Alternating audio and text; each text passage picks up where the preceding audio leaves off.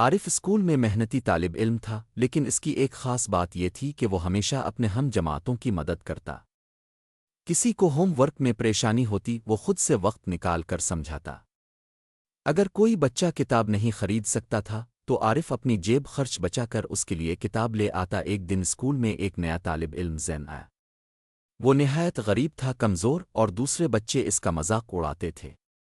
عارف نے جب یہ دیکھا تو فوراً زین کو اپنے ساتھ بٹھایا، اپنا لنچ اس کے ساتھ بانٹا اور اسکول بیگ سے ایک اضافی پنسل نکال کر اسے دی۔ زین کی آنکھوں میں آنسو آ گئے۔ تم میرے ساتھ ایسا کیوں کر رہے ہو؟ کوئی اور تو مجھ سے بات بھی نہیں کرتا۔ وہ عارف نے مسکرا کر کہا، کیونکہ ہم سب اللہ کی مخلوق ہیں اور ہمیں ایک دوسرے کے لیے آسانی پیدا کرنی چاہیے۔ عارف کی زندگی میں ایک ایسا وقت آیا جب اسے خود ایک بڑی مشکل کا سامنا کرنا پڑا۔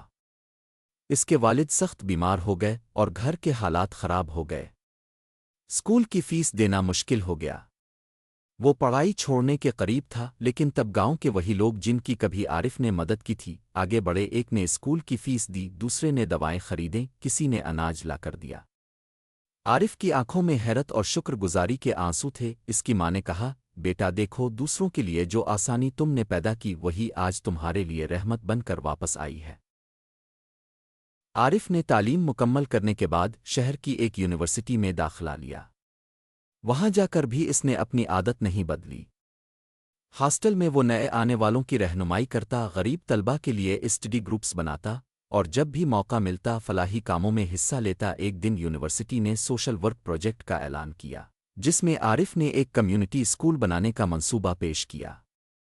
انتظامیہ اس کے جذبے سے متاثر ہوئی اور عارف کو فنڈز اور ٹیم فراہم کی گئی۔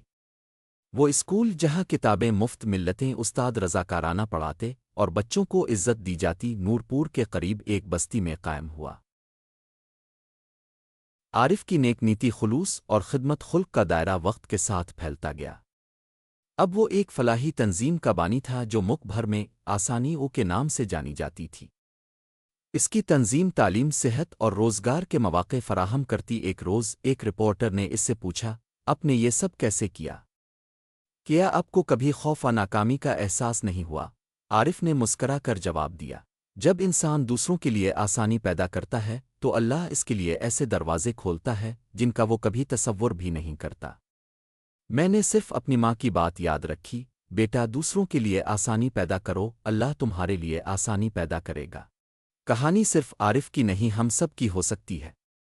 ہم سب کسی نہ کسی لمحے میں کسی کے لیے آسانی پیدا کرنے کا موقع رکھتے ہیں، کبھی کسی اجنبی کی مدد سے، کبھی کسی دوست کی بات سننے سے، اور کبھی کسی کا بوجھ بانٹنے سے۔ اللہ تعالیٰ قرآن میں